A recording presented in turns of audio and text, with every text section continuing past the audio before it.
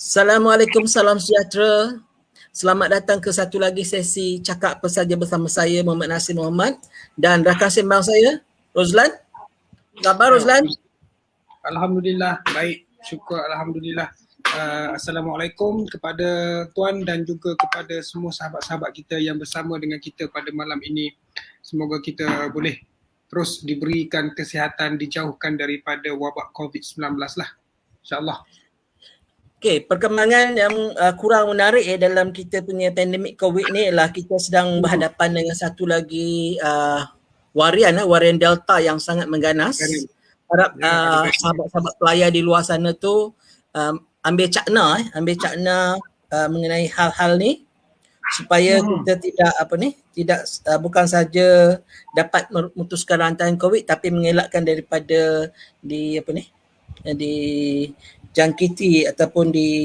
oleh COVID-19 ni. Okey Rozlan, apa perkembangan terbaru ni? Sementara saya nak kita sembang-sembang dulu.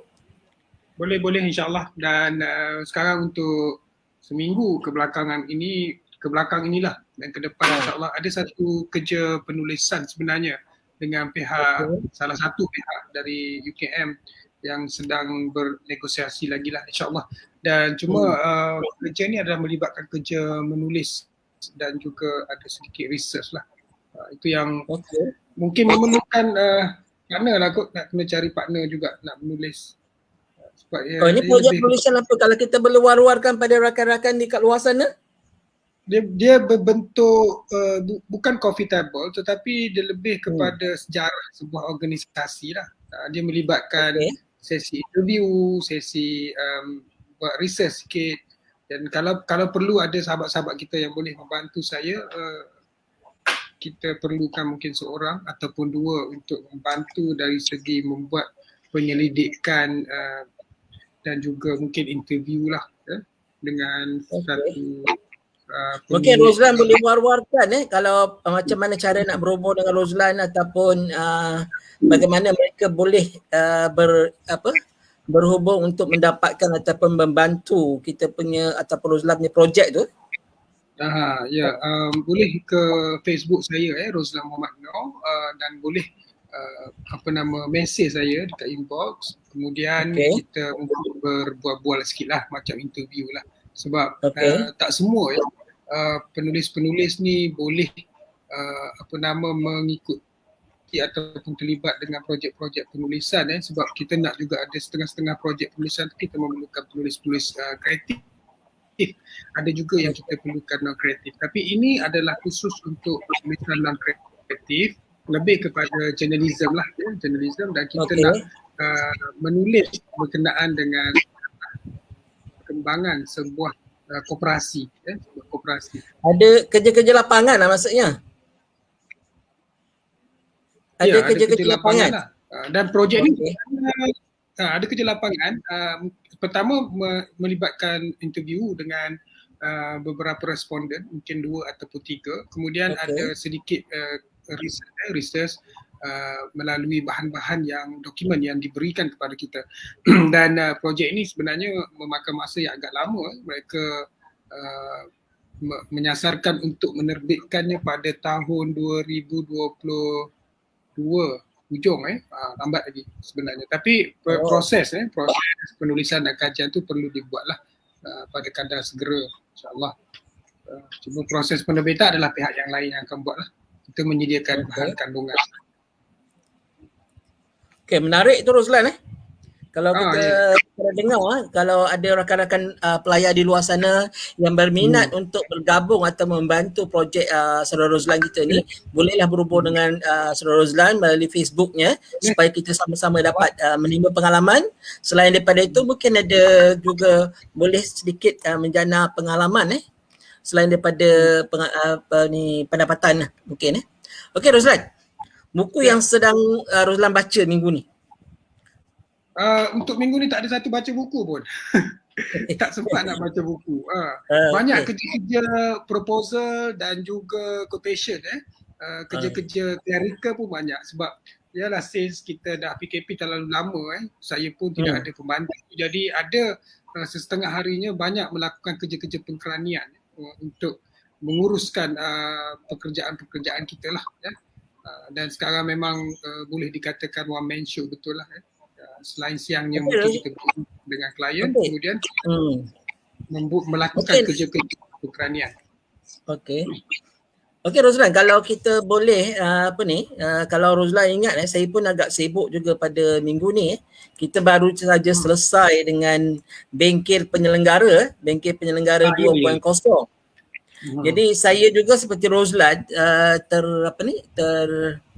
sibuk dengan penyediaan ataupun perjalanan bengkel penyelenggara 2.0 ni. Yang menariknya banyak feedback yang kita terima daripada peserta-peserta selama 32 orang ialah mereka sebenarnya beranggapan bahawa mereka telah masuki satu bengkel yang betul untuk persediaan. Untuk menjadi menjadi seorang penyelenggara. Ramai yang tidak begitu arif tentang anatomi buku itu sendiri. Mungkin mereka mencapai ataupun memegang buku saban hari tapi tidak tahu apa sebalik buku tu. Misalnya istilah-istilah seperti tulang, spine, lepas tu heading dan juga preliminary dan juga laman kandungan dan sebagainya. Dan ada juga yang beri feedback, mereka selama ni sangkakan bahawa permohonan SBN tu kena bayar. Oh iya ke? Melalui sebabnya ada orang yang menawarkan memaklumkan pada tu prosesnya sangat rumit dan kena bayar dan sebagainya. Jadi bila mereka mengikuti bengkel ni, mereka mendapat pencerahan bahawa proses tu sebenarnya percuma di negara kita setakat ni. Jadi itu satu. Yang kedua ialah perkembangan yang menarik juga bila Rozlan menyebut tentang MARP betul lah? MARC iaitu seperti MACP dalam bidang muzik dalam industri muzik kita ada MACP dan sekarang kita ada MARC itu juga satu perkembangan yang menarik saya kira sebab itu akan berikan satu lagi channel atau saluran pendapatan kepada penulis-penulis kita. Itu satu yang tu. Jadi harapan kita ialah mereka yang telah mengikuti bengkel ni supaya sentiasa memberikan tumpuan kepada kalau jika berminat untuk menjadi penyelenggara selepas langkah berikutnya. Kita sudah pun memulakan sesi saringan sedang menyiapkan sesi saringan sebelum kita kongsikan dengan peserta-peserta bengkel tu. Okey, itu yang saya nak kongsi. Dan saya juga nak kongsikan, saya pun seperti Rozlan juga sibuk dengan baca buku, tak ada masa untuk baca buku. Tapi saya berkesempatan baca dua buah e-book yang agak tidaklah begitu panjang. Kurang daripada 100 halaman, satunya lebih kurang dalam 60 halaman, satu lagi lebih kurang dalam 90 halaman. Dua-dua e-book ni menarik, satu dalam bahasa Melayu dan satu lagi dalam bahasa Inggeris mengenai kaedah-kaedah penulisan atau penghasilan short story yang bagus. Mungkin kita boleh kongsikan nanti pada masa hadapan, tapi itulah sebenarnya yang kita nak bagi tahu kalau kita ada masa sedikit pun boleh mencari ruang untuk membaca. Okey, kita baru minit yang ke-10 tapi saya nak kongsikan dulu link ni pada tetamu kita sebelum kita terlupa.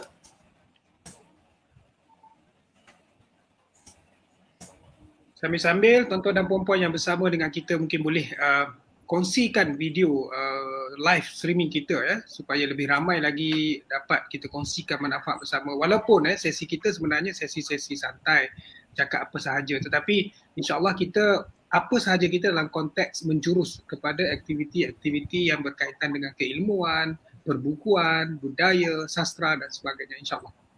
Kita tak cakap pasal mancing. Okey Rozlan, apa yang ada aktiviti yang dalam masa yang terdekat ni yang sedang dirancang ataupun Rozlan terlibat sebagai moderator ataupun panel dan sebagainya. Kita sebaik saja baru saja selesai bersama dengan tuan sendiri dengan NCR untuk program dan bengkel penyelenggara. Dan untuk pada bulan Ogos ini saya ada tiga ya, ada 3 program bersama dengan pihak sekolah. Pertama dengan sekolah seluruh sekolah di negeri Perak melalui PPD USTP PPD Manjung. Kita ada menerbitkan buku Gemersik Merdeka, antologi himpunan guru seluruh Perak akan dalam proses final untuk diterbitkan insya-Allah dan akan dilancarkan pada hari merdeka kita nanti 31 Ogos. Dan rentetan daripada itu juga kita sedang melakukan satu program bersama dengan guru-guru PSS, Pusat Sumber Sekolah, untuk menghasilkan penulisan catatan pengalaman menguruskan pusat media ataupun pusat sumber sekolah. Ini khusus untuk guru-guru yang terpilih di Perak, dan insyaAllah dalam bulan ini kita ada 2 siri bengkel yang akan dijalankan.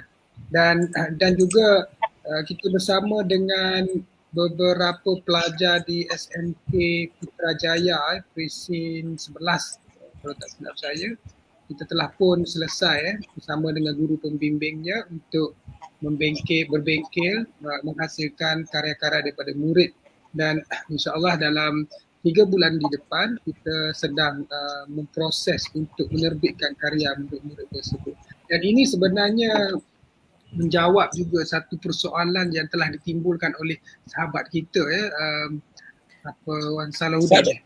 Wan Salahuddin, ya, betul. Salahuddin daripada Majlis Buku Kebangsaan Malaysia yang menanyakan tentang aktiviti-aktiviti perbukuan dalam kalangan murid-murid dan pelajar sekolah. Dan sekali lagi mungkin saya dapat tekankan di sini untuk warga pendengar kita di luar sana, bahawasanya peranan yang perlu dimainkan adalah peranan kita dalam industri ni, pemain-pemain industri, dan juga kerjasama dan juga peranan daripada pihak pentadbir pendidikan, sama ada PPD, USTP, USTP ataupun pihak sekolah sendiri untuk bergabung tenaga dengan pemain-pemain industri di luar seperti saya sendiri boleh, Metro Media Solution, dan juga NCAT, MUHA, yang insyaAllah kita selalu mahu untuk bekerjasama dengan pihak sekolah dan juga pentadbir pendidikan lah, khususnya dalam membina buku dan mengikut kepada apa yang dibangkitkan oleh Wan Salahuddin pada siri bengkel kita malam tadi, mengatakan bahawasanya kuranglah penglibatan penerbitan buku secara profesional dalam kalangan murid-murid dan guru di sekolah. Dan memang diakuilah tuan kita sebagai pemain dalam industri yang mungkin boleh disebutkan industri ini, kita kena mainkan peranan juga untuk memberikan panduan, untuk memberikan pengetahuan dan juga berkongsi kepakaran profesional untuk menghasilkan hasil karya dan penerbitan buku, walaupun di peringkat sekolah hasil karyanya menepati standard antarabangsa lah, insyaAllah. Sekurang-kurangnya menepati standard yang asas lah, yang konvensi tu.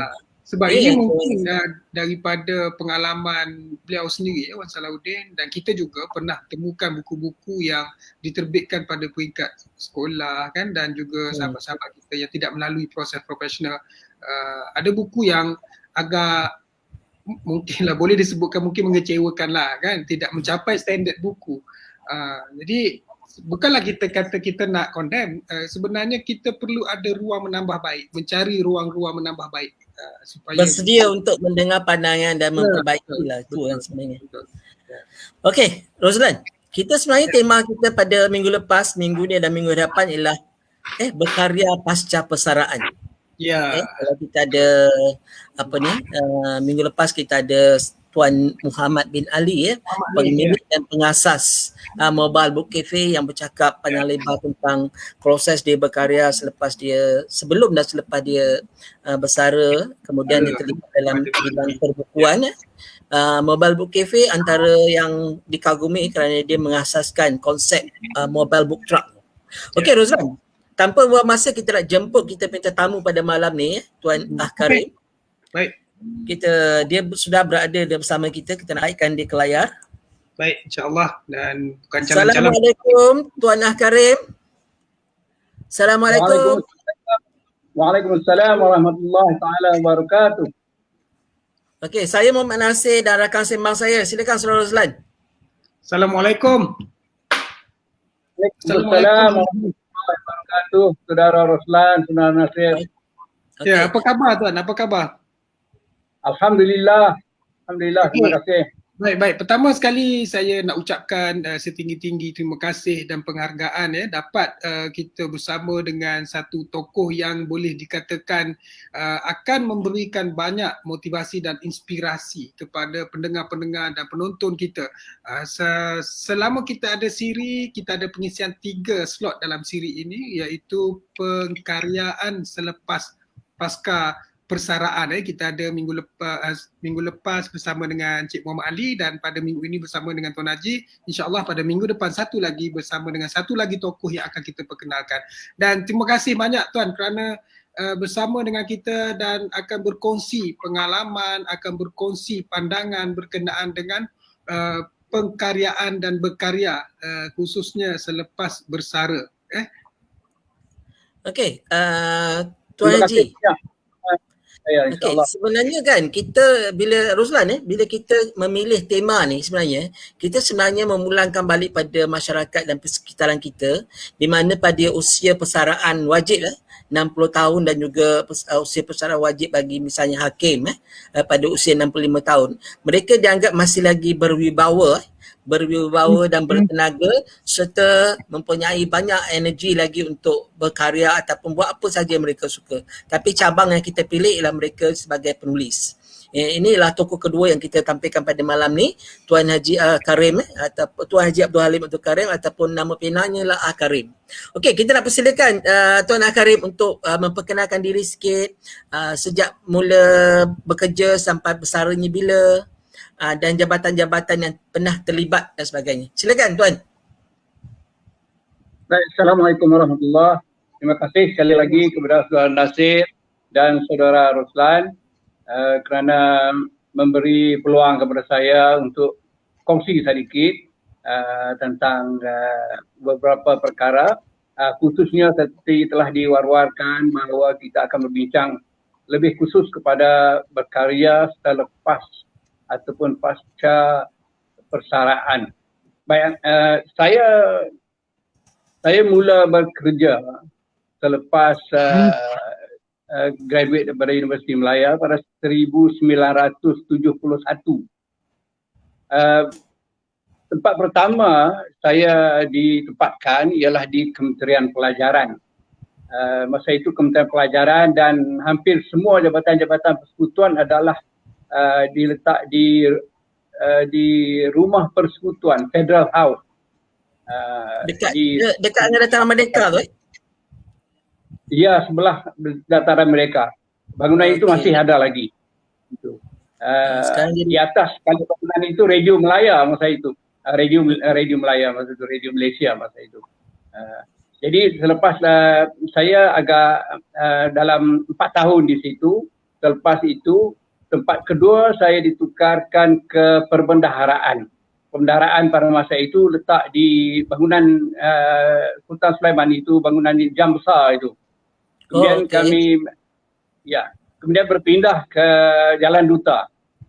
Jalan Duta, kompleks Jabatan Kerajaan di Jalan Duta pada masa itu baru dibuka. Jadi saya pun berpindah di situ. Jadi saya di Perbendaharaan Malaysia di dua bahagian. Jadi agak lama, 6 tahun di situ. Selepas itu saya ditukarkan ke Intan. Intan Institut Perkhidmatan Awam Malaysia. Iaitu pusat latihan bagi anggota perkhidmatan awam pada masa itu. Sampai sekarang lah disebut, kependekannya, akronimnya ialah Intan, Institut Tabiran Awam Negara. Masa itu di Jalan Ilmu sebelum berpindah ke Bukit Kiara. Saya di situ 2 tahun lebih. Kemudian selepas itu saya ditukarkan ke Intan Sungai Petani ataupun dipanggil Intan Wilayah Utara. Konsep Intan berkembang mengikut wilayah utara, selatan dan timur. Di utara kita kita mengawal ataupun membuat latihan untuk 3 negeri utama di negeri Kedah, 4 negeri sebenarnya, Kedah, Perlis, Penang, Pulau Pinang dan Perak Utara. Jadi kita di sana. Selepas itu saya ditukarkan ke JPJ. Saya mengetuai JPJ Kedah selama 6 tahun dan selepas itu selama 2 tahun saya dipinjam dan bersara selepas itu di Lembaga Pelabuhan Johor, iaitu sebuah badan berkanun yang mengawal selia pelabuhan di Johor. Itulah tempat-tempat saya bertugas sebagai pegawai tadbir. Okey, Tuan, mulakan kerjaya di Kementerian Pelajaran pada ketika itu. Masa tu menterinya siapa kalau boleh tahu? Ini kita sedang menyelusur sejarah ni. Menteri masa yang Tuan masuk bekerja di Kementerian Pelajaran masa mula-mula tu. Baik, masa itu menterinya ialah Dr. Mahathir Mohamad baru masuk di situ. Masa itulah. Dan saya di bahagian beasiswa di tingkat bawah sekali, di tingkat bawah. Ya. Okey, Roslan, kalau ada soalan pada Tuan Karim ni, silakan. Mic Roslan. Mic tak on. Okay, minta maaf. Setelah kita melihat betapa banyak kayanya pengalaman menyusuri dari satu jabatan ke satu jabatan. Cuma saya nak tahu, mungkin Tuan Haji boleh ceritakan bagaimana apabila selepas bersara baru Tuan Haji mula berkecimpung dan aktif menghasilkan bahan-bahan penulisan. Dan mungkin Tuan Haji boleh ceritakan sedikit latar belakang penulisan Tuan Haji mula terlibat dengan dunia penulisan. Baik, silakan. Terima kasih. Saya seperti orang lain juga, apabila kita bersara adalah kita fikirkan bagaimana kita hendak menghabiskan masa-masa akhir kita di dalam hidup kita selepas bersara. Dan untuk makluman, saya bersara masa itu, bersara wajib pada masa itu ialah umur 55. Umur 55, bayangkanlah masa itu. Selepas itu tahun 71, tahun 2001 saya bersara tahun 2001. 2001 bulan Oktober baru dinaikkan ke 56. Jadi saya bersara pada umur 55. Jadi seperti orang lain juga, kita mencari-cari. Mungkin agak kita melihat kita membawa diri kita untuk menyesuaikan diri kita. Maklumlah 30 tahun cukup kita berkhidmat. Pagi-pagi bangun, kemudian mengenakan pakaian. Kita tahu sudah ada satu jalur yang tetap selama 30 tahun. Selepas itu kita mungkin terumbang-ambing. Tetapi saya ada perancangan. Seperti orang lain juga ada perancangan. Mungkin setengah itu merancang untuk tidak buat apa-apa. Itu pun merancang juga. Jadi saya ada 2-3 perkara. Tetapi balik kepada soalan Saudara Roslan tadi, iaitu saya tidak bukan kata saya tidak menulis langsung. Saya semasa di Intan khususnya, saya lama di Intan. 10 tahun di Intan. Tolak hampir 3 tahun berkursus 2-3 kali di luar negara, sampai tolak 3 tahun lah. Maksudnya hampir 7 tahun lengkap lah. 7 tahun bertugas di Institut Tadbiran Awam Negara. Dan kaedah nature kerja di situ ialah kita terpaksa pensyarah. Kita mensyarah, kita membuat, kita design khusus, kita merangka khusus mengikut permintaan pelanggan-pelanggan kita, itu jabatan-jabatan kerajaan. Dan kita terpaksa membuat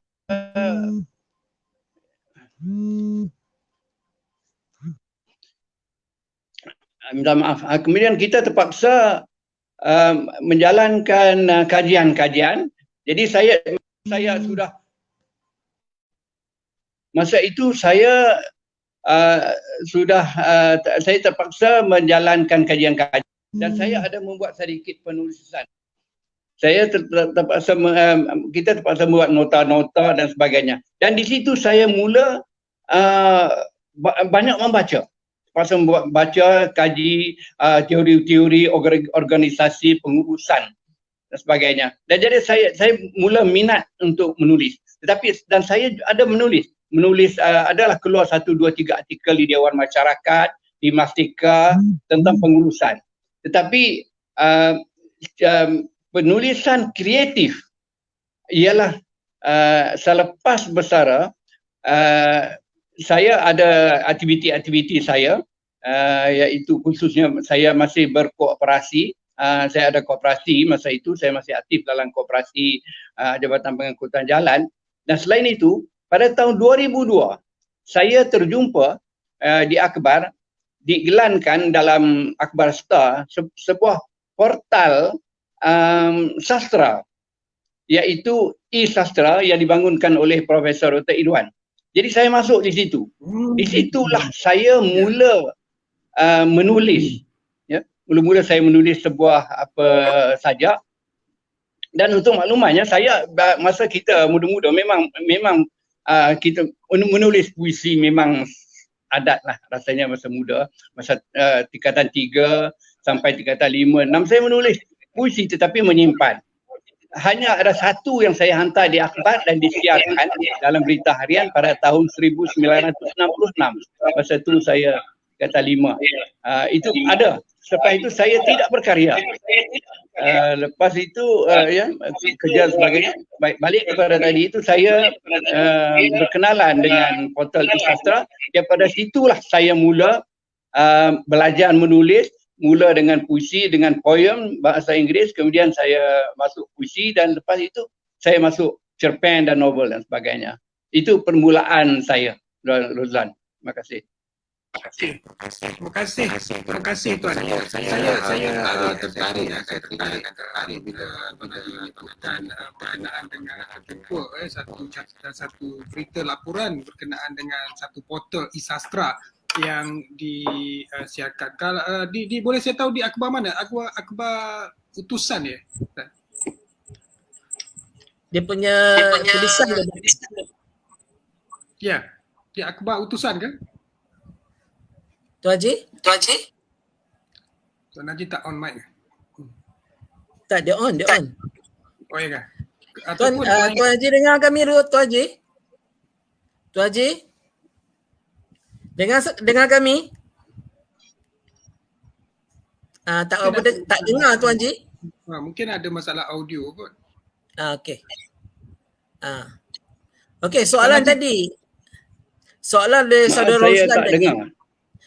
Okey, soalan saudara Rozlan tadi. Silakan tanya balik. Ya, Tuan Haji, berkenaan dengan satu artikel ataupun satu rencana berkenaan dengan e-sastra itu ditemukan di akhbar mana ya pada tahun 2002 di utusan ya?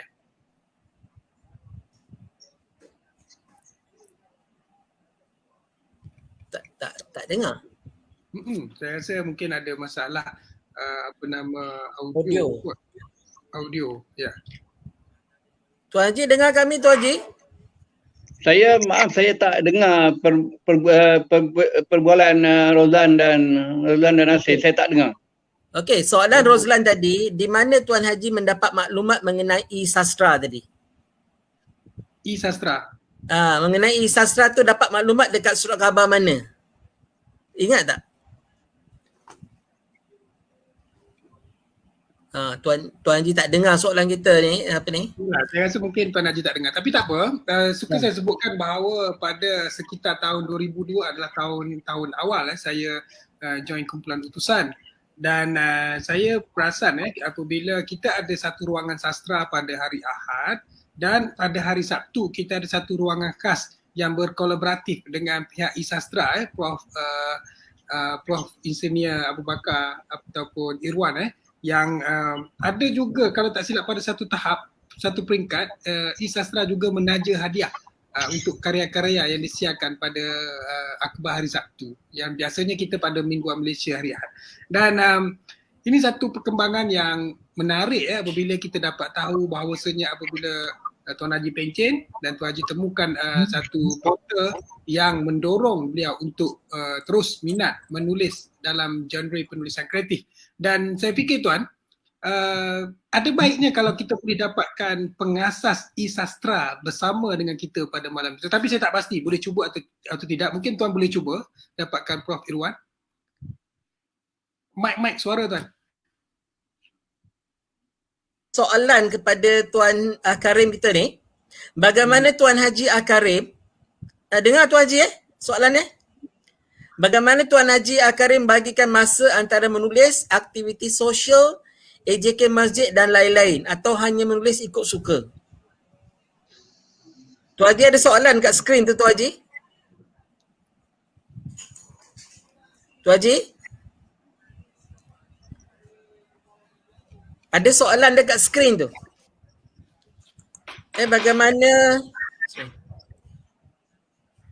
Bagaimana Tuan Haji Karim bagikan masa antara menulis, aktiviti sosial, AJK masjid dan lain-lain atau hanya menulis ikut suka? Tuan Haji dengar Tuan Haji? Oh, dia tak respon Saya rasa mungkin ada masalah audio lah di sana.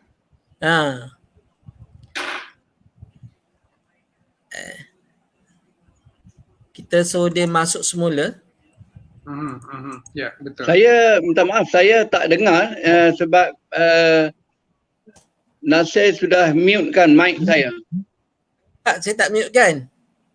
Dia tak ada ni. Sekarang ada soalan dekat skrin, nampak tak Tuan Haji?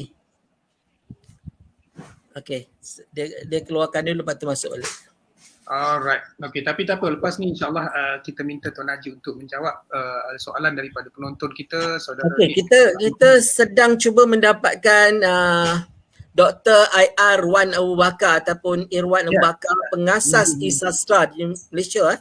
Saya cuba dapatkan beliau, kalau dapat kita mungkin akan rasa bertuah kerana dia antara orang yang mengasaskan, bukan saja mengasaskan e-sastra di Malaysia tapi juga mengasaskan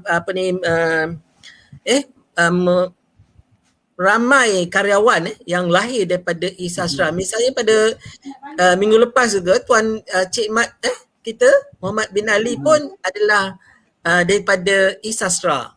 Jadi ramai kalau kita tengok kelompok penulis di Malaysia ni yang lahir daripada hasil didikan ataupun hasil bergelumang ataupun bergabung dengan e-sastra. Kita cuba dapatkan. Okey, kita masukkan balik Tuan Haji. Okey, Tuan Haji, dengar Tuan Haji? Ya, terima kasih. Tuan Haji? Ya, saya kembali dengar. ya. Okey, soalannya bagaimana Tuan Haji Karim membagikan masa antara menulis, aktiviti sosial, AJK masjid dan lain-lain atau hanya menulis ikut suka? Soalan tu ada kat skrin Tuan Haji. Ada di skrin sekarang ni. Ya, saya dapat membaca. Okey. Baik, tentang pembahagian masa. Memang betul. Pada asasnya saya memang apabila saya masuk bersastra, saya berdasarkan suka-suka, memang betul. Kemudian saya selang-selikan, saya sesuaikan dengan masa saya dengan aktiviti yang lain.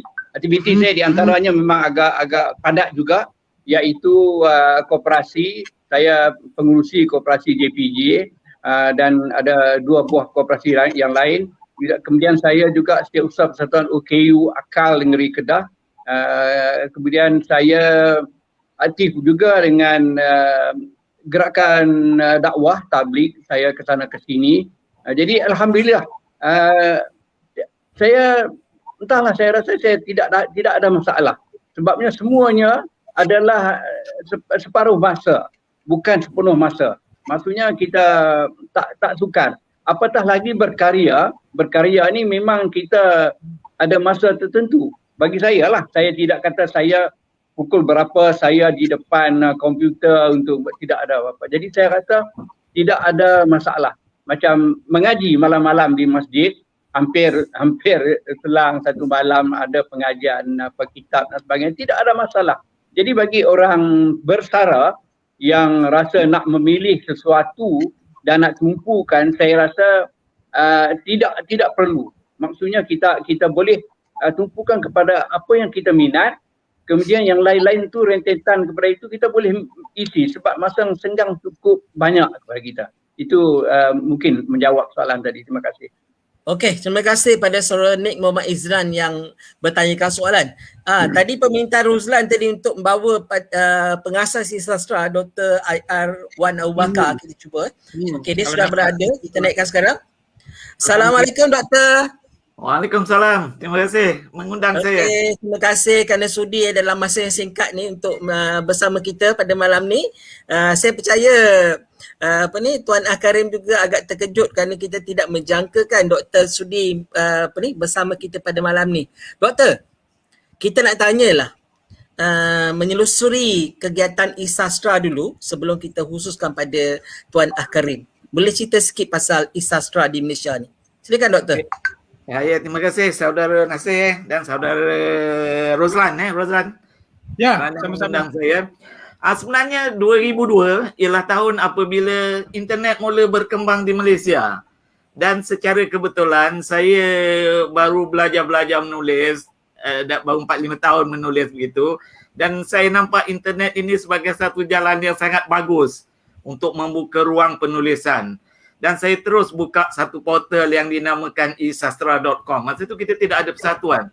Saya buat gerakan di internet itself, esastra.com, suatu majalah online, majalah pada talian yang penulis-penulis boleh menyiarkan karya mereka sendiri. Dan barangkali itu menimbulkan satu semangat di kalangan penulis, terutama sekali penulis muda, kerana mereka tak perlu hantar karya mereka untuk dinilai. Mereka hanya siarkan karya mereka. Orang baca, orang tak baca, itu satu isu lain. Tapi semua orang boleh menyiarkan karya mereka. Dan saya dapat it works, dia mendapat sambutan. Nombor satu sebab kita boleh siarkan apa saja yang kita nak siarkan. Nombor dua, rupa-rupanya khalayak penulis suka memberi respon. Dia kata karya ni bagus, karya ni tak bagus, karya ni patut begini. Jadi berlaku penyiaran karya dan perbincangan. Dan sebenarnya saya buka laman web tu juga untuk saya menulis, untuk saya menyiarkan karya saya, menyiarkan cerpen saya dan sebagainya. Saya menumpang dan orang lain menulis juga. Akhirnya kita dapat sambutan yang baik, terutama sekali pada masa tu tidak begitu banyak portal-portal seperti ini. So saya gembiralah bahawa esastra.com itu dapat berkembang sehingga kita tubuhkan Persatuan Aktivis E-Sastra Malaysia pada tahun 2010, sangat kemudian selepas itu, dan kita terus menjalankan kegiatan online sekarang. Sekarang ini kita telah tubuhkan GAKSA, Gabungan Komunitas Sastra ASEAN, meliputi 5 negara, dan kita ada portal kita yang dinamai E-Sastra Vaganza ASEAN. Ini suatu portal yang orang boleh siarkan karya dari 5 negara ASEAN dalam GAKSA. Itu lebih kuat. Okey, sekarang kita nak pergi yang lebih khusus nak mengulas tentang penglibatan Tuan Akarim dalam e-sastra dan apa yang doktor nampak dia punya peningkatan dalam kepengarangan dia tu. Kalau boleh kongsikan. Okey, sebenarnya yang peliknya begini, dalam beberapa minggu kebelakangan ni saya banyak baca penulisan di akhbar-akhbar Malaysia tentang patutkah seseorang itu menulis selepas dia bersara. Kenapa seseorang itu mau menulis selepas dia bersara? Sebenarnya saya ambil Akarim ini. Dia mula menulis selepas dia bersara. Sewaktu saya memulakan gerakan esastra.com, memulakan portal esastra.com, masa tu tahun 2002, saya telah berumur 51 tahun. Akarim telah berumur 55 tahun, dia baru bersara. Dan dia menulis, dia mula menulis. Barangkali dia ada menulis sebelum itu sikit-sikit tapi kita tak kenal dia. Tapi apabila dia masuk ke e-sastra, dia menulis puisi, dia menulis prosa, cerpen dan sebagainya. Kami dapati, ini orang yang berbeza. Orang sekarang bertanya, bolehkah kita menulis selepas kita bersara? Patutkah kita menulis selepas kita bersara? Rupanya kita ada seorang insan yang mula menulis apabila dia bersara. Itu satu keistimewaan saudara Akarim. Dan kita nampak sekarang walaupun dia menulis selepas dia bersara, tapi sekarang sudah berapa puluh tahun dia menulis. Dari tahun 2002 sehingga 2021 dah dekat 20 tahun ya. Rozlan, kita boleh katakan usia penulisan Tuan Akarim ni sama usia dengan I Sastra. Boleh? Betul? Sama usia penulisan Tuan Akarim ni seusia dengan usia I Sastra. Ya, betul. Muda sedikit saja sebab I Sastra kena buka dulu baru dia boleh join. Saya rasa boleh dikatakan dia sebaya dengan I Sastra dan bukan saja sebaya. Dia berjalan dengan I Sastra sepanjang hayat dia selepas dia bersara. Kita pergi ke Indonesia, dia ikut ke Indonesia, dan kita pergi seluruh Malaysia, dia ikut ke Malaysia. Kita buat kegiatan di Kuala Lumpur, Akarim hadir di Kuala Lumpur. So, dia seorang yang sangat aktif. Dan inilah satu-satunya penulis yang begitu aktif selepas bersara. Sebab itu dia nampak muda je muka dia, sebab aktif sangat. Okey, datang balik pada Tuan Akarim, kita boleh tanya dia mengenai karya-karya yang telah dihasilkan sepanjang berada di I Sastra. Silakan Tuan Akarim. Baik, terima kasih Tuan Nasir, Tuan Rozlan, dan saya agak satu kejutan lah apabila dibawa pengasas I Sastra Dr. Irwan. Saya tidak dimaklumkan lebih awal bahawa Dr. Irwan akan masuk di sini. Sebab itu agaknya Saudara Nasir telah hubungi dia lebih awal. Apabila saya masuk dalam grup kumpulan Gangsa, dia diam saja. Rupa-rupanya dia dijemput awal lagi untuk masuk. Jadi terima kasih. Jadi saya selalu menyebut diri saya dalam konteks berkarya, saya dilahirkan oleh Akarim. Saya sebagai Akarim, sebagai penulis ataupun mungkin ada orang mau sebut sebagai sastrawan, saya dilahirkan oleh I Sastra. Saya dibesarkan, dimatangkan, dituakan oleh I Sastra. Dan apabila saya menghasilkan belajar tulis di komen di sana sini di dalam portal I Sastra, cukup ramai masa itu yang berkarya, dan mereka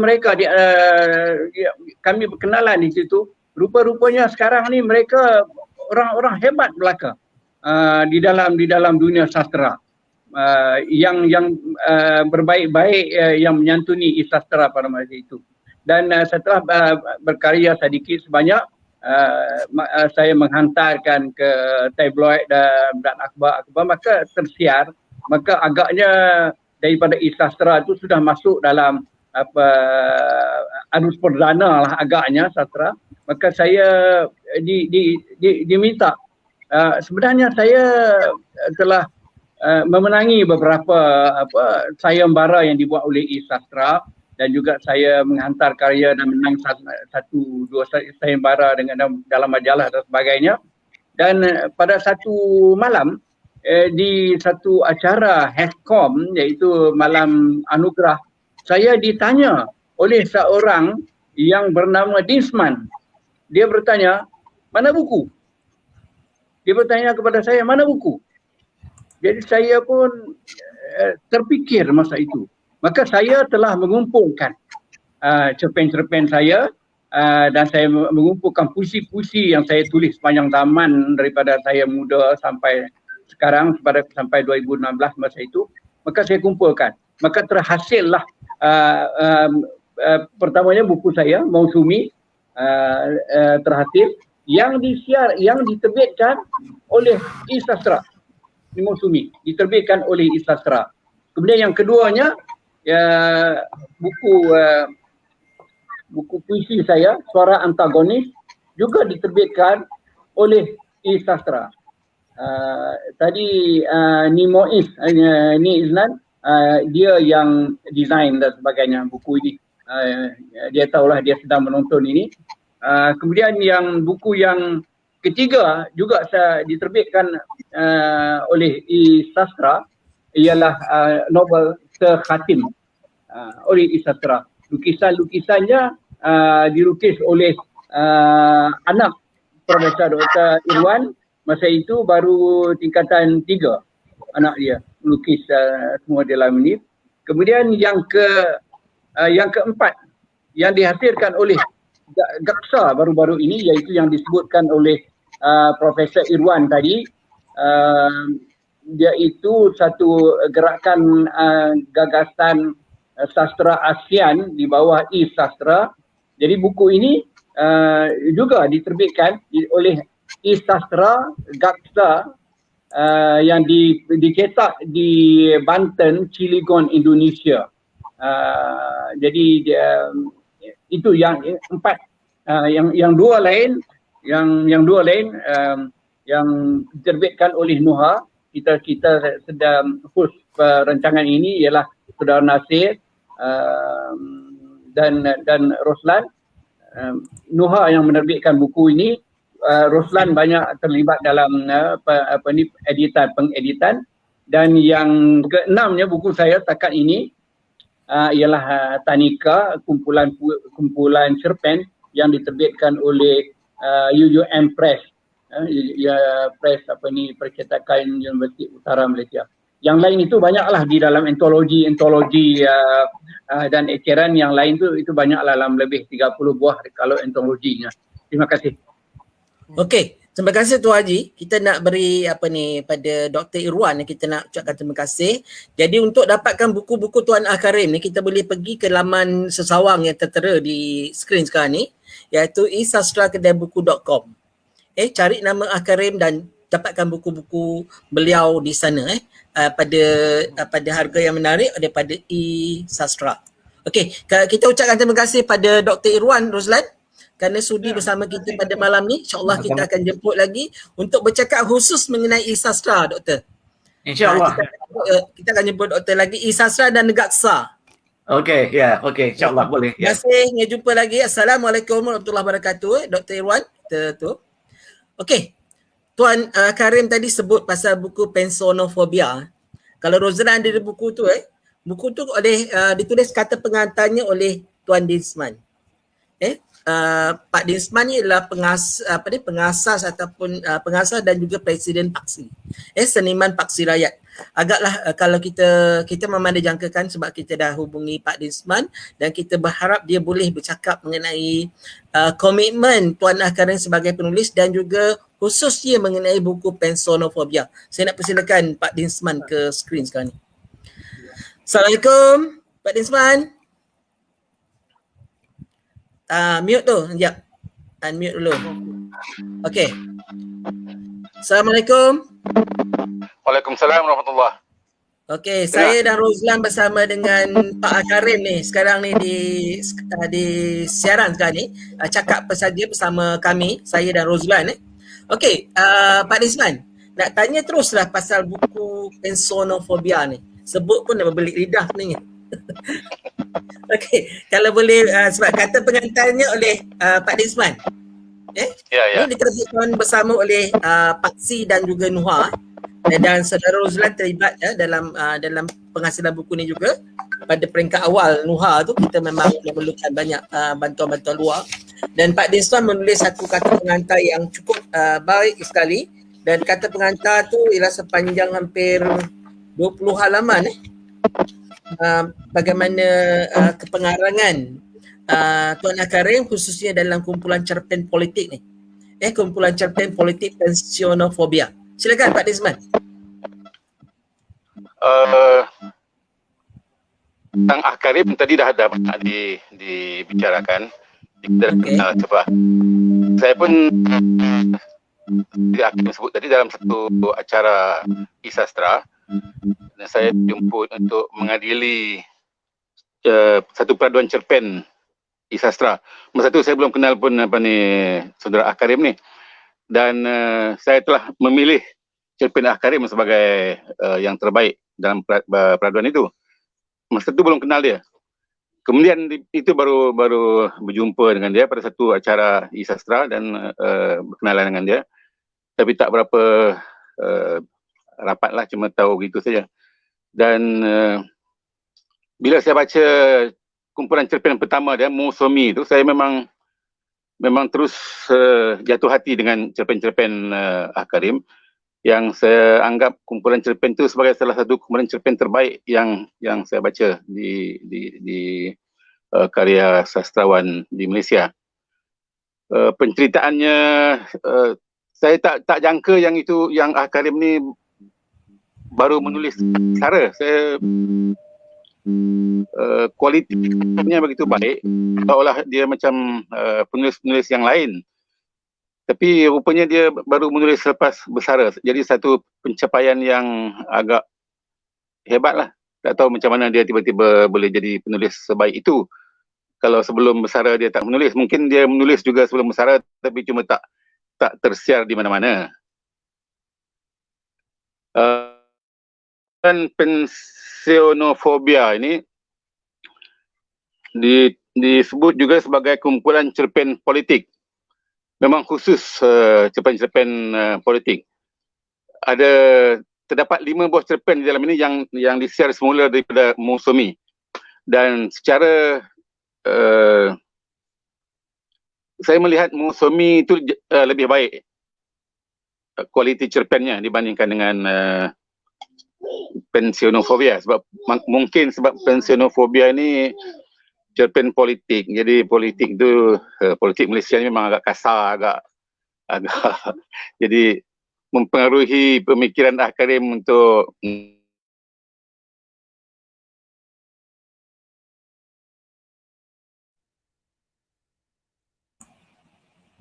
Okey, Tuan Karim, kita terputus dengan Pak Dinsman yang bercakap mengenai pensionofobia. Okey, saya nak nyatakan di sini ya, Rozlan kita ada buku Pensionofobia yang merupakan kumpulan cerpen politik, harganya RM30. Dan kita ada ni, kita semua ayah Halim. Okey, saya nak okey. Ini satu lagi buku yang dihasilkan oleh Paksi yang mana Pak Dinsman terlibat dalam menghantar karyanya. Okey. Oh, kita ada Pak Dinsman balik. Kita naikkan balik. Okey, terputus tadi Pak Dinsman. bawa dia pergi ni. Okey. Okey, Pak Dinsman boleh sambung. Kat mana tadi? Ya, Yang Musomi cara bandingannya kumpulan dalam Musomi itu lebih baik daripada kumpulan dalam pensionofobia dari segi melihat cerpen sebagai sebuah karya sastra lah. Tapi yang pensionofobia ni lebih direct, lebih mungkin dia pun ada rasa marah-marah dengan pihak-pihak tertentu. Jadi ada unsur-unsur yang di luar sastra tu yang menolak dia untuk menulis karya ini, menyatakan jadi cynical, ada marah, ada macam-macam lah. Jadi lebih cynical lah, betul, lebih cynical. Tapi masih lagi cerpen-cerpen yang menarik lah. Tak ada, seingat saya tak ramai orang di Malaysia ni yang menulis cerpen politik, apatah lagi politik di zaman sekarang. Zaman dulu kita ada ramailah Christmas, kita ada Isa Haji Muhammad dan sebagainya yang menulis yang menyentuh hal politik. Tapi zaman sekarang ini yang menulis cerpen menyentuh hal politik, apalagi politik yang cenderung kepada bukan kerajaan, bukan pembangkang pun tidak, tapi dan saya melihat bila saya baca keseluruhan cerpen-cerpen dalam ini, ada beberapa belas cerpen, saya melihat secara kebetulan ada kesamaan pemikirannya dengan apa yang dibawa oleh Paksi, iaitu tekad budaya. Jadi saya melihat cerpen ini dari perspektif tekad budaya, dan saya boleh membaca cerpen ini berdasarkan teori tekad budaya itu memang kebanyakannya selaras dengan itu. Kebanyakannya menceritakan satu peristiwa yang ada protagonisnya dan ada antagonis, dan mereka berhujah di dalam perjalanan peristiwa cerpen itu, yang akhirnya protagonis itu akan membuat kesimpulan yang memihak kepada pemikiran tekad budaya. Bukan bermakna tekad budaya itu memusuhi politik, tetapi melihat satu hal lain dalam kegiatan berpolitik di Malaysia ini yang kurang sihat. Jadi cerpen Karim ini memberi satu pandangan terhadap politik-politik yang kurang sihat itu, dan beberapa perwatakannya memilih untuk tidak memihak kepada politik yang keterlaluan, berlebih-lebihan. Paksi selalu menyebut politik di Malaysia ni politik yang berlebih-lebih, yang keterlaluan, yang menganggap kebanyakan orang-orang di Malaysia dan terutamanya orang yang terlibat dengan politik menganggap politik ini boleh menyelesaikan segala masalah. Dan di sini Karim sebagai seorang penulis sastra melihat dari kacamata yang agak berbeza. Contohnya bila dia menulis tentang kisah Dio apa ni, pegawai pegawai daerah dalam proses membuat keputusan untuk memberi premis perniagaan kepada siapa, dan salah satu calon itu orang yang ada hubungan baik dengan politik, dan ada desakan daripada pihak politik supaya berikan ini kepada calon itu, premis ini. Dan watak DO itu mengambil masa untuk membuat keputusan, dan akhirnya dia memilih untuk tidak mematuhi, tidak mengikut arahan daripada orang politik. Jadi itu memang satu gagasan tekad budaya yang meminta kepada para budayawan dan juga termasuk para pentadbir supaya berfungsi sebagai profesional. Artinya tidak menyebelahi pihak-pihak tertentu, tetapi menyebelahi profesionnya sendiri, menyebelahi hatinya, pikirannya sendiri, dan itu yang dibuat oleh Karim dalam banyak cerpen-cerpen dalam kumpulan ini.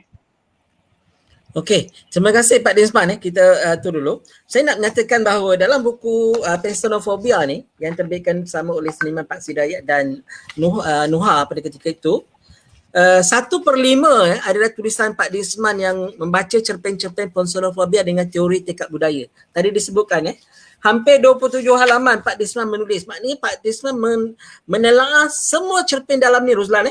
Seluruh cerpennya Pak Desmond baca dan menelaah dan datang dengan 27 halaman kata pengantar untuk buku ni. Iaitu lebih kurang 1/5 daripada buku ni. Okey, harga buku ni RM30. Kemudian saya nak kongsikan satu lagi yang tadi. Pak Karim ni pernah juga terlibat dengan kita punya penerbitan Kita Semua Ayah Halim. Dan dia menulis puisi dalam Ya Bunaya Wahai Anakku. Ayah Halim ni lah bapa kepada anak-anak reformasi. Dia meninggal, jadi kita buat satu buku tribute kepada Ayah Halim. Okay. Dan satu lagi buku ialah buku ni ialah baca puisi madrasah seni. Kalau Pak Desmond ingat Pak Karim ni lah yang paling akrab dengan kita, datang Roslan tahu dia datang naik bas petang, kemudian baca puisi di madrasah seni, kemudian balik pada waktu malam tu juga itu dedikasi seorang seniman. Dan dia menulis dalam ni ialah puisi Mewah Sengsara, dan puisi ni sangat menarik kerana hampir 4 halaman. 4 halaman panjangnya puisi ni, dan dia sebab cara sinis menelusuri apa yang berlaku pada ketika itu. Dan Roslan tahu harga buku ni RM20 dan yang ni RM30, dan buku Pensionofobia harganya RM30. Kesemuanya harganya RM80. Pada malam ni kita nak bagi combo kepada rakan-rakan pelayar kita untuk membeli buku ni pada harga hanya RM50. Lock combo cas RM50. 3 buku ni. Buku Pensionofobia yang Pak Desmond berikan kata pengantarnya, dan Kita Semua Ayah Halim. Saya tak ada banyak set hanya ada 10 set, dan yang penting sekali 10% daripada jualan tu kita akan sumbangkan kepada rumah yang dikendalikan ataupun diselaraskan oleh Pak Karim sebagai pengurusinya. Rumah OKU di Kedah. Kami dah melawat rumah tu. Kami tahu bagaimana dedikasinya Pak Karim. Jadi pada malam ni jika tuan-puan lock buku ni, lock combo cas 3 buku RM50 termasuk pos ke seluruh Malaysia. Termasuk pos ke seluruh Malaysia hanya RM50, harga sebenarnya RM80, dan tuan-puan menyumbang 10% kepada rumah OKU di Kedah. Okey. Tu Okey, kita datang balik pada Karim.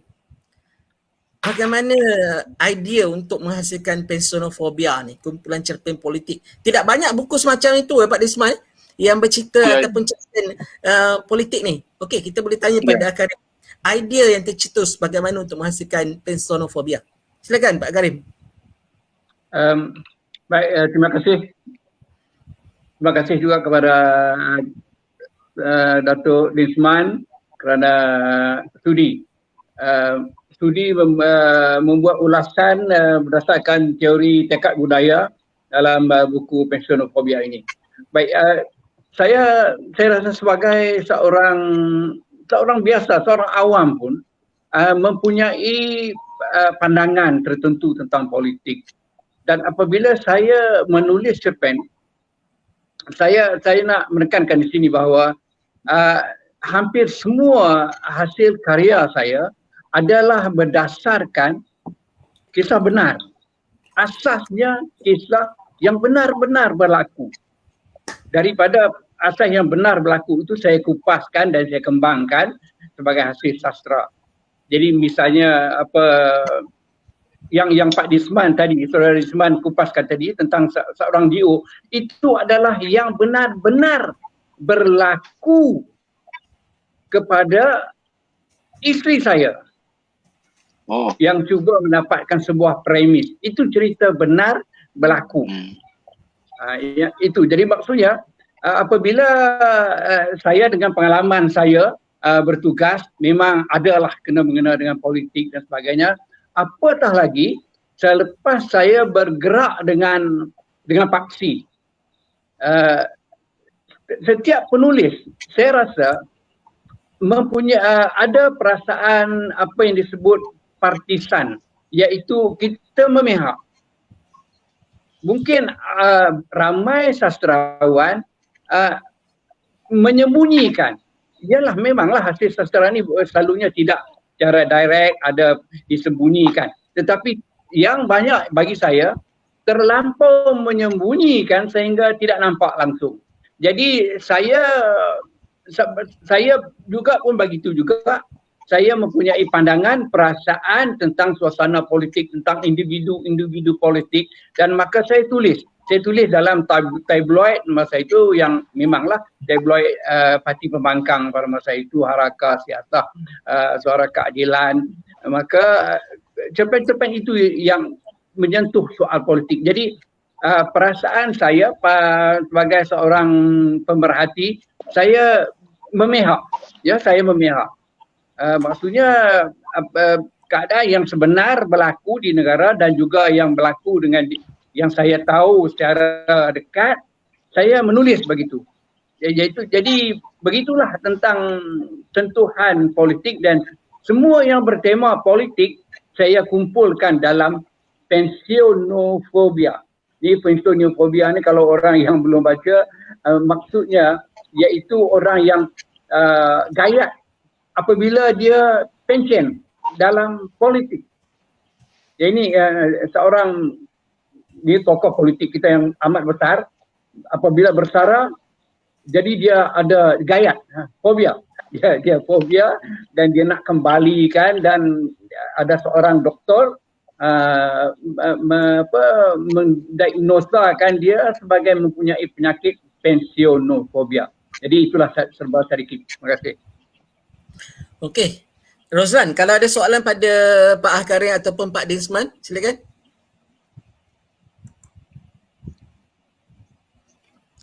Oh, ada soalan daripada audiens. Sekejap. Sebelum tu Rozlan. Tuan, macam mana nak dapatkan combo buku tersebut? Boleh hubungi Syifa 017-565-5656. Nombor Syifa 017-565-5656 untuk log buku tadi. Okey, yang berikutnya ada soalan daripada ni. Ada satu soalan daripada saya tengok tadi. Okey. Sebelum kita tanyakan soalan pada sama ada Pak Desmond atau Pak Karim, apakah nasihat Tuan Haji Karim kepada para penulis baru yang berkejaya sekarang? Kalau boleh Pak Karim kongsikan tip deh.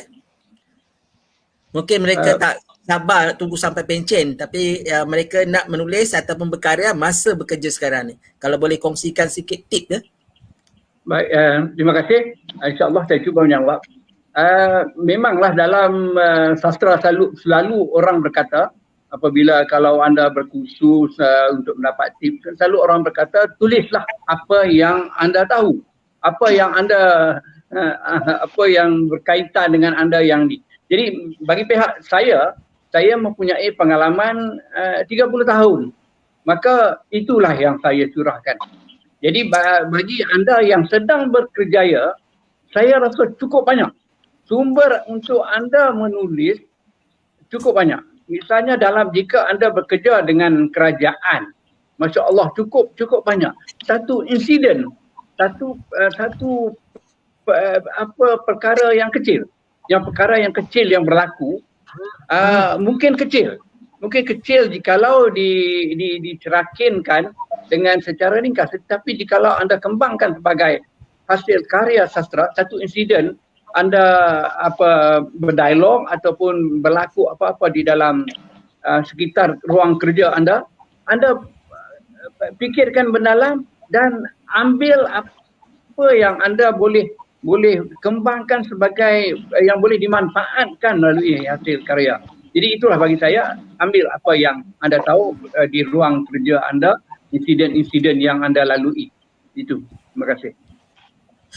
Okey, maknanya Rozlan dia soalan Cikgu Junainah tadi telah dijawab oleh Pak Akarim. Dia kata kalau kita nak menulis, kita menulis hal-hal yang dekat dengan diri kita. Kalau misalnya Cikgu Junainah dia lah guru media kan, jadi mungkin dia boleh menulis tentang pengurusan pusat sumber atau panduan. Sebab saya pun kalau tak silap saya, pusat sumber Cikgu Junainah ni pernah memenangi hadiah. Kalau saya silap mungkin betul kan, tapi itu satu pengalaman yang boleh menulis apa yang dekat dengan diri kita. Okey, Rozlan, boleh tanyakan soalan pada Pak Akarim ataupun Pak Disman, silakan. Tak on mic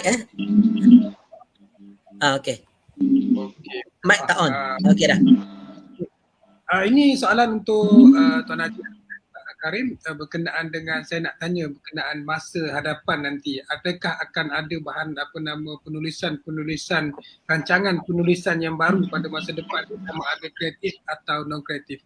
Yang ada ke rancangan nak menulis memoir ke ataupun biografi atau mungkin juga catatan perjalanan hidup?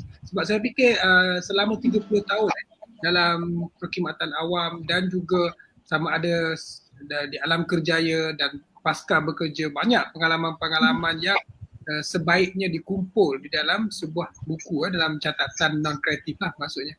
Adakah Tuan? Baik, terima kasih Rozlan. Ada. Jawapannya ada. Sebenarnya saya sudah ada 2 manuskrip yang lengkap berbentuk novel yang menceritakan tentang situasi semasa saya kerja. Jadi itu manuskrip yang sudah siap. Ada satu manuskrip yang saya mula daripada lama dah, masa di Isastra lagi, dalam Isastra itu mula-mula itu ada Yona novel. Boleh letakkan satu chapter, satu bab sambung-sambung, orang lain boleh baca. Yang saya mula dari situ tetapi tertangguh, iaitu yang saya namakan Diari Lusuh Seorang PTD, yang akan saya lengkapkan insya-Allah kalau masih Allah mengizinkan saya terus hidup dengan sihat ya. Sekarang umur saya 75 bulan lepas, 75, dan saya ada, apabila Saudara Rozlan menyebut tentang memoir, yang novel tadi itu lebih kepada memoir. Sebab nak menjadikan ia novel, maka saya menjadi sukar. Sebab dia lebih jadi unsur naratif. Jadi saya terpaksa tukar. Jadi dan saya juga saya sedang buat dalam bentuk apa dipanggil catatan-catatan kecil sepanjang peristiwa-peristiwa semasa saya menjadi pengarah JPJ Negeri Kedah. Macam-macam berlaku yang cukup inilah kalau orang kalau saya cerita satu persatu memang agak inilah teruja lah orang yang membaca. Jadi saya sudah mula catatan-catatan itu dan insya-Allah doakan insya-Allah diizinkan saya berhasil menerbitkan karya itu. Terima kasih. InsyaAllah, terima kasih kembali. Okey, Pak Desmond. Pak Desmond telah menulis hampir 27 halaman kata pengantar dalam buku ni. Maknanya Pak Desmond telah menyusuri dan baca hampir semua 19 cerpen dalamnya. Misalnya ada cerpen yang macam saya sebut tadi lah, cynical tentang situasi politik pada masa itu. Apa agaknya perasaan Pak Desmond kalau bukan sebagai menulis kata pengantar, sebagai pembaca, apa perasaan yang ada sebenarnya yang boleh kongsikan bila membaca cerpen-cerpen dalam cerpen politik ni, Pensionofobia ni? Perasaan sebagai pembaca. Perasaan sebagai Pembaca. Bukan penulis kan? Maknanya pembaca awam. Kalau letak diri tak kena buat kata pengantar, Pak Desmond beli buku ni dan baca. Kita nak letak Pak Desmond sebagai orang yang akan membaca buku Pensionofobia ni. Bukan sebagai penulis kata pengantar, bukan membaca untuk menulis semula. Seperti saya sebut tadi, saya mula membaca cerpen Akarim semasa saya belum kenal dia pun, dan selepas itu saya baca cerpen-cerpen dalam Musomi. Bukan tujuan tulis pengantar, memang baca sebagai pembaca. Dan tanpa memang saya minat. Tanpa kena sosoknya. Tanpa kena tulisnya. Dan memang saya berminat dengan gaya penulisan Akarim, terutamanya dia tahu apa yang ditulis. Dia tahu secara terperinci. Saya daripada Musomi itu ada beberapa yang saya masih teringat lagi dalam fikiran saya. Misalnya contoh, dia pergi ke sebuah pejabat yang dia nak jadi bos di pejabat itu, tapi masa itu dia belum daftar diri sebagai bos itu. Dia pergi melawat dan dia duduk di depan kaunter di depan tu dan melihat apa yang berlaku, dan dia menulis secara detail apa-apa yang dia lihat pada masa itu, yang orang tu tak tahu yang di depan dia tu bos, dia akan jadi bos dia besok. Jadi itu yang ditulis secara detail dan saya sangat teringat sampai sekarang. Dan satu lagi kisah penulis getah yang ada terganggu emosi dia. Jadi hari itu dia menoreh tak habis-habis. Jadi mengeluarkan dia punya rasa marah, rasa frust itu melalui menulis batang getah tu. Jadi itu ada beberapa gambaran yang memang melekat betul dalam kepala bila membaca cerpen itu. Jadi pemerihalan suasana secara detail itu yang menyebabkan saya sangat tertarik. Dan cerpen Witara Hijau Pucuk Pisang itu yang cerpen yang itu ada dalam dua-dua antologi. Membacanya seperti melihat watak itu berjalan di Kuala Nerang. Dia tak sebut Kuala Nerang lah, tapi saya tahu itu memang kan tempat Haji Din yang baru pension itu berjumpa minum dengan kawan-kawan dia, buang masa orang pension kan. Dan masa dia berjalan tu dia tengok tanda-tanda kedai yang tulis dalam bahasa Inggeris itu, jadi dia marah. Jadi kita seperti melihat filem cara dia membuat gambaran itu. Jadi itu antara keistimewaan Akarim lah. Saya nak baca satu petikan pendek yang saya tertarik. Silakan. Pendek aja. Mah terkenal dengan tangannya yang Okey. Silakan. Okey, silakan. Mah terkenal dengan tangannya yang melayang lembut di kulit, sedikit pun tak tercalar batang. Susu akan keluar meremang berpeluh di kulit muda dan kemudian berkumpul mengalir ikut parit yang diguris oleh tangan Mah. Turun melalui pancor sebesar kelingking yang diketuk kemas ke batang pokok dan langsung ke dalam cawan yang diikat dawai lengkar. Itu gambaran dia bagaimana seorang perempuan yang dinamakan Mah menoreh getah dan bagaimana getah itu keluar masuk ke dalam cawan itu. Jadi dan dia tahu benda yang ditulis itu dan dia bukan saja menghayal, tapi jadi sebab itu dia boleh memperihalkannya secara sangat terperinci. Itu antara kelebihan Karim lah, dan dia menguasai bahasanya dengan baik. Bukan saja subjek dia tapi juga bahasa. Okey. Rozlan terlibat juga dalam penghasilan buku Pensionopobia ni.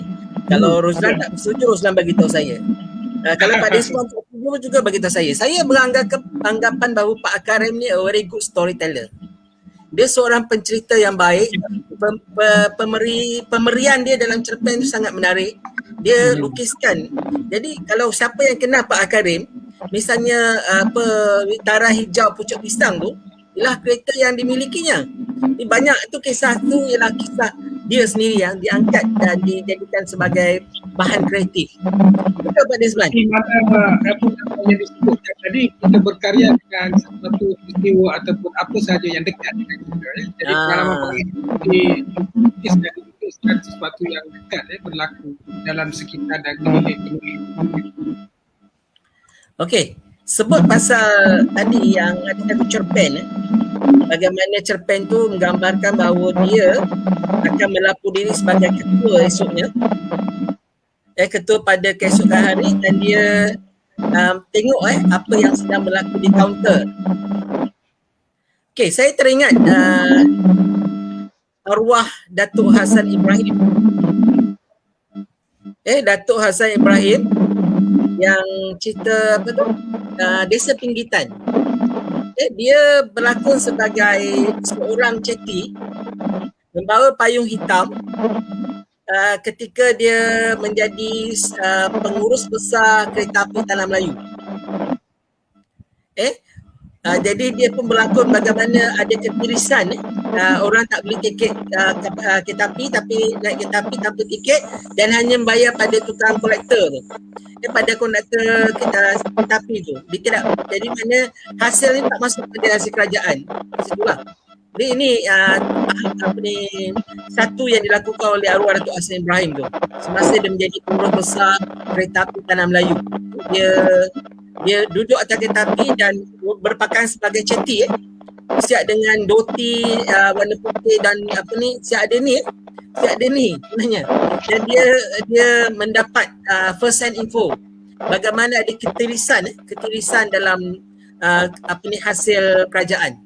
Okey, kita datang balik pada saya nak laporkan combo charge tadi kita sudah melebihi 8, masih ada lagi 2 yang boleh di lock Ada 2 lagi yang boleh di lock oleh pelai-pelai kita pada malam ni. 3 buku ni harga RM30, ini RM20 dan satu lagi harga RM30. Kesemuanya harga RM80, tapi pada malam ni combo charge 3 buku hanya RM50 dan 10% kita akan sumbangkan kepada rumah OKU di Kedah yang mana Tuan Haji Karim menjadi pengurusinya. Okey, kita masih ada lagi 2 set yang boleh di lock. Okey, Rozlan, kalau ada soalan lagi kepada Pak Karim kita?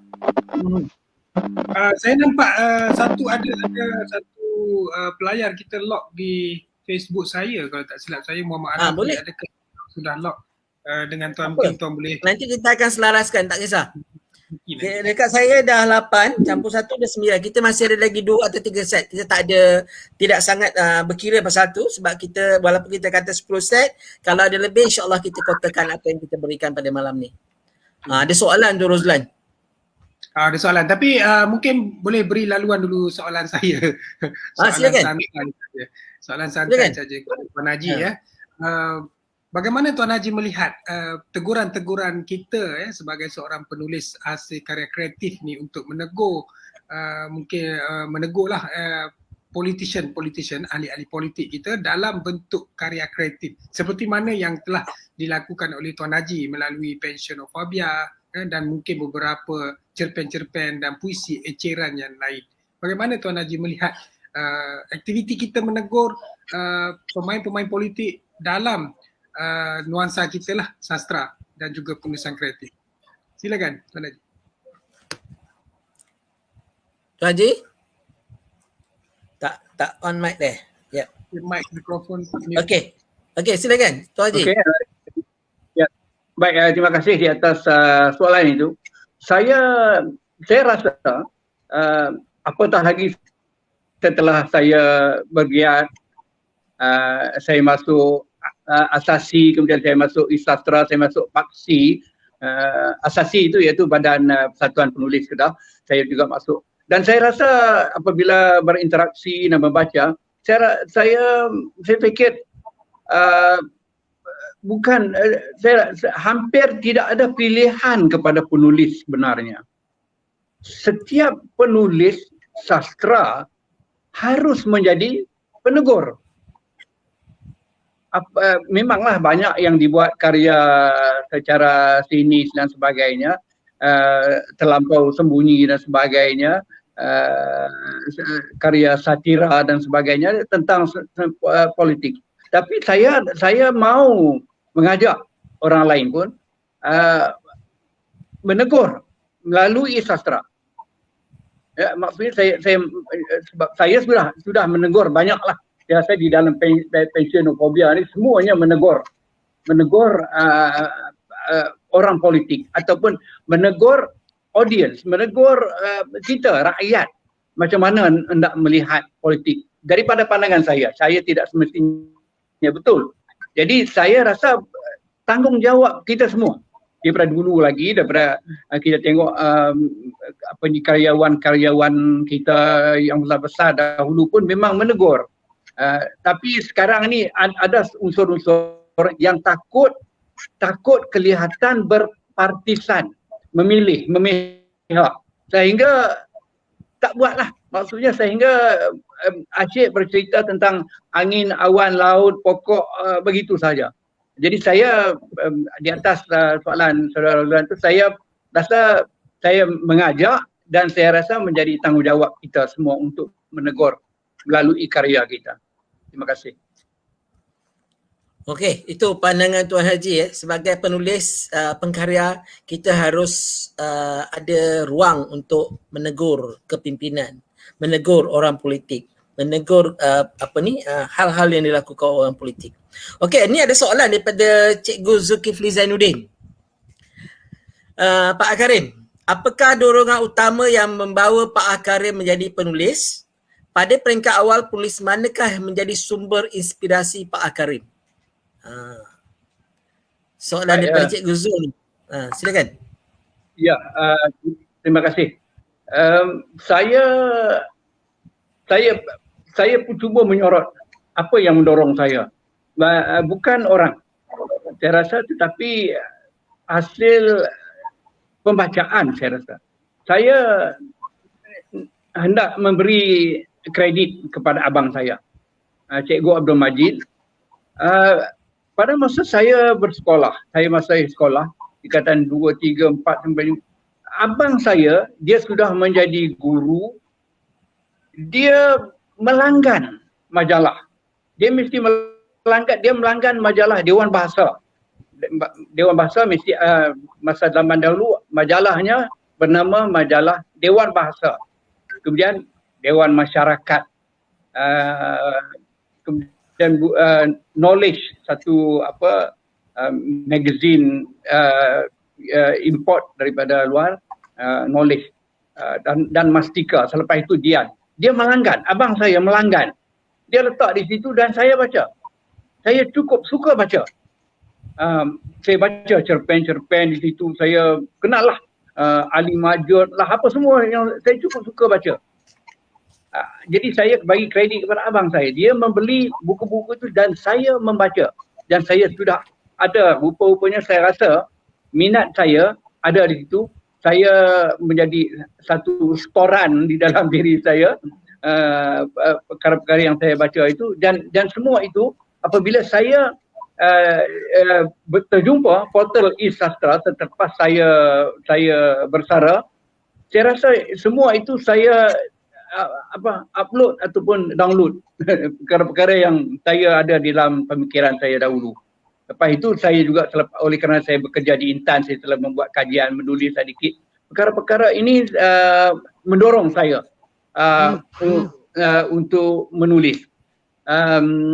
Saya kemudian bahagian kedua soalan itu, siapakah idola ataupun betul. penulis, ya. Betul. Saya sukar mencari seorang idola penulisan di Malaysia, ya. Saya sukar. Saya terus terang sebab saya baca semua dan tidak ada kata seorang ini yang begitu menarik saya. Tetapi saya apabila saya masa saya bekerja lagi, saya sudah baca novel-novel Inggeris. Saya baca banyak novel Inggeris. Dan ada seorang penulis dan salah sebuah apa yang soalan mungkin akan tanya saya, mungkin 5 buku yang ada penulis ini, nama dia Andrew Greeley. Jadi kalau nak saya itulah idola saya sebab dia menulis, dia seorang bishop, seorang padri Kristian, menulis buku tentang alam, tentang gereja, tentang institusi gereja yang penuh dengan intrik dan penuh dengan perkara-perkara yang mungkar.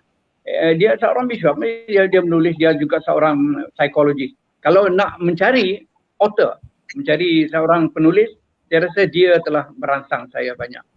Terima kasih. Okey. Saya tertarik dengan latar pengkaryaan Pak Akarim pada awalnya. Dia membaca banyak apa yang dilanggan oleh abangnya, seorang guru. Saya tertarik dengan ungkapan oleh sastrawan negara Samad Said ataupun lebih mesra dengan Pak Samad. Dia kata kalau nak menulis, hal yang pertama dilakukan ialah membaca. Hal yang kedua yang patut dilakukan ialah membaca. Hal yang ketiga patut dilakukan ialah membaca. Yang keempat baru menulis. Jadi itu saranan oleh sastrawan negara Samad. Dalam buku Ayah Halim ni, ada tulisan juga oleh sastrawan negara Samad Said. Dia juga mengenang Ayah Halim ni, seorang ayah yang begitu. Tulisan sastrawan negara juga ada dalam buku ni. Yang kita kombokan dengan 3 buku tadi, hanya RM50. Kalau tuan-puan boleh lock, masih ada lagi. Jangan risau sama ada kita kehabisan atau tidak, tak penting. Okey, itu 3 buku. Saya nak, tadi Pak Akarim dah sebut Andrew Greeley. Antara tulisan atau buku dia adalah The Cardinal Sin. The Cardinal Sin. Jadi sekarang kita nak tanya pada Pak Akarim sebelum kita akhiri kita punya cakap saja pada malam ni. Pak Akarim namakan 5 buku yang menarik, yang Pak Akarim suka dan mempengaruhi Pak Akarim. Silakan, 5 judul. Baik, terima kasih. Sebenarnya soalan itu saya apabila saya dianjurkan memilih, saya terpaksa memilih juga. Tetapi ada 2-3 itu memang serta-merta datang, tidak ada masalah. Tetapi apabila yang masuk ke 3, 4, ke 5 itu saya ada 2-13. Sebab terlampau banyak buku-buku penulis-penulis yang cukup hebat-hebat. Saya banyak baca buku yang apabila terpamer bestseller. Bestseller tu saya belilah. Saya beli dan saya baca. Jadi terlampau banyak. Baik, tetapi walau bagaimanapun 5. Pertamanya ialah Shantaram. Shantaram ni ialah buku yang cukup tebal. Dia sebuah novel oleh Gregory David Roberts. Buku ni cukup tebal. Dia cerita, David ni dia seorang kriminal penjenayah yang benar. Dia menulis buku ini semasa dia menjadi penjenayah lagi di dalam lock-up, di dalam jail, dan terhasil. Saya baca 2 kali. Isteri saya baca 2 kali. Dan buku ini dipinjam oleh seorang doktor sampai lumat. Akhirnya alhamdulillah diberi balik. Shantaram cerita ini novel, tapi orang kata ialah autobiographical novel autobiografi. Ini Kisah pertama. kisah hidup dia lah. Ya. Yang kedua? Yang kedua ialah The Raja Bahrain Story. Raja Bahrain Story ini saya baca 2 kali dan saya hendak baca kali ketiga. Mungkin ramai orang tak baca. Saya berterima kasih kepada saudara Al-Abror. Semua orang kenal Al-Abror. Dia yang menghadiahkan buku ini kepada saya. Dia hantar buku ini kepada saya dengan pos. Cerita ini ialah Raja Bahrain. Ini adalah cerita dia panggil A Father's Dramatic Rescue Mission, iaitu dia menyelamatkan 2 orang anak dia daripada dikafirkan. Dan bukan menyelamat pergi ambil begitu saja, dirancang dengan begitu rapi sekali, bawa across the continent, dibawa secara lagi daripada benua Australia, menaiki kapal ruang laut, kapal terbang dan sebagainya sehingga akhirnya sampai. Dan dia menjadi fugitif, ada Raja Bahrain ini. Jikalau anda hendak mencari the living legenda yang masih hidup, yang seorang politikus parti amanah, carilah ini. Dia bukan retorika, dia adalah real life living legend yang menyelamatkan anak dia daripada dikafirkan, dan 2 anak dia pun dah besar, dah kahwin dan sebagainya. Itu anak dia Raja Idin dan Raja Aisyah tu dibawa oleh seorang kawan dia yang lelaki Australia ni, yang merancang selama setahun lebih perjalanan daripada Australia hingga kepada tanah air kita. Dia bukan perancangan yang mudah, setahun lebih dia merancang. Okey, yang buku ketiga Pak Karim. Buku ketiga ialah, saya bagi contoh saya tadi, Andrew Greeley. Tadi Nasir sebut sebagai Cardinal Sin. Memang Cardinal Sin tu yang buku pertama dalam siri Andrew Greeley yang saya baca, tetapi saya tak mau tunjuk sebab muka gambar di depan tu agak sedikit mendedahkan. Yang ni judulnya apa ini? Yang ini An Occasion of Sin. An Occasion of Sin. Jadi ceritanya berlegar dari segi intrik dan perkara-perkara yang di belakang latar institusi gereja, cukup banyak. Jadi ini di antara 18 buku oleh Andrew Greeley yang ada dalam koleksi saya. Semua saya baca. Saya masih mencari lagi 2-3. Saya ada The Cardinal Sin, saya ada. Ya. Saya ada The Cardinal Sin. Ya. Yang keempat ialah yang keempat ialah saya ambil Bumi Manusia, yang saya ambil daripada tetralogi Buru. Memang saya rasa semua orang sastrawan di Malaysia yang berbahasa Melayu wajib bacalah buku Pramoedya Anantatua. Jadi banyak di ini saya ambil tetralogi, memang baca, memang cukup menarik sekali.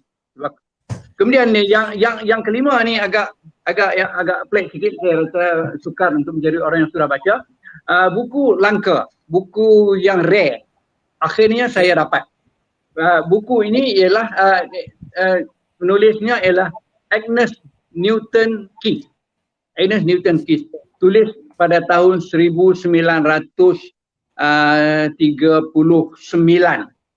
Tulis jadi sebelum merdeka lagi, Land Below the Wind. Kerana nama buku ni lah, maka Sabah, negeri di bawah bayu, diambil daripada ini. Jadi yang menariknya, buku ini saya dapat daripada seorang penjual buku dalam talian, Azlan. Macam mana dia ada buku ni, saya heran. Sebabnya ialah yang saya cari buku ini Sebab saya apabila saya tulis salah sebuah cerpen saya dalam Mosumi, iaitu Agnes di Susur Sandakan. Saya pergi Sandakan, saya jumpa rumah Agnes Keith, iaitu sebuah bangunan warisan. Agnes Keith duduk di sana bersama suami dia sebagai pegawai kolonial, dan dia menulis cerita itu, dan saya di dalam cerpen saya Agnes di Susur Sandakan, di dalam cerpen itu saya berjanji kepada Agnes saya akan mencari buku anda, dan akhirnya saya mendapat. Jadi ini buku yang cukup menarik kelima, dan hampir koyak-koyak saya terpaksa bubuh dalam satu bungkusan yang istimewa supaya tak relai ini tahun 1939. Itu 5 buku yang cukup menarik dalam koleksi dan pembacaan saya. Terima kasih. Okey, terima kasih Pak Karim. Kita dekat skrin ni kita boleh nampak walaupun mungkin ada sedikit kesilapan ejaan nama dan sebagainya sebab saya dengar dan terus type. Buku yang diminati oleh Pak Karim 5 ialah 1 ialah Shantaram oleh Gregory David Roberts.